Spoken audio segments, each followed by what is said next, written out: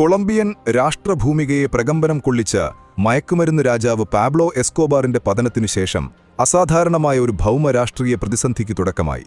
അദ്ദേഹത്തിന്റെ ഹാൻസിന്റെ നെപ്പോസിലെ സ്വകാര്യ മൃഗശാലയിലുണ്ടായിരുന്ന മിക്ക മൃഗങ്ങളെയും കൊളംബിയൻ ഭരണകൂടം സുരക്ഷിത കേന്ദ്രങ്ങളിലേക്ക് മാറ്റിപ്പാർപ്പിച്ചു. എങ്കിലും 4 ആഫ്രിക്കൻ ഹിപ്പോകളെ കൈകാര്യം ചെയ്യാനുള്ള അപ്രായോഗികതയും വിഭവങ്ങളുടെ അഭാവവും മൂലം അധികാരികൾക്ക് അവയെ പ്രകൃതിയിൽ ഉപേക്ഷിക്കേണ്ടി വന്നു. സ്വാഭാവിക ശത്രുക്കളുടെ അഭാവത്തിൽ ഈ ഹിപ്പോകൾ അതിവേഗം പെറ്റുപെരുകി. 2024 ആകുമ്പോഴേക്കും അവയുടെ എണ്ണം 4-ൽ നിന്ന് 150 വർദ്ധിച്ചു. കൊളംബിയൻ നദീതടങ്ങളിലെ ആവാസവ്യവസ്ഥയെ താറുമാറാക്കിയ ഈ ഹിപ്പോകൾ രാജ്യത്തിന്റെ ജൈവവൈവിധ്യത്തിന് ഗുരുതരമായ ഭീഷണി ഉയർത്തുന്നു. ഈ സങ്കീർണ പ്രതിസന്ധിക്ക് നിയമപരമായ പരിഹാരം കാണാൻ 70 ഹിപ്പോകളെ ഇന്ത്യയിലേക്കും മെക്സിക്കോയിലേക്കും പുനരധിവസിപ്പിക്കാനുള്ള ആഗോള നയതന്ത്ര ചർച്ചകൾ പുരോഗമിക്കുന്നുണ്ടെങ്കിലും എസ്കോബാറിന്റെ നർക്കോ സാമ്രാജ്യത്തിന്റെ ഒരു ജീവിച്ചിരിക്കുന്ന ഓർമ്മപ്പെടുത്തലാണ് ഈ ആഫ്രിക്കൻ ഹിപ്പോകൾ.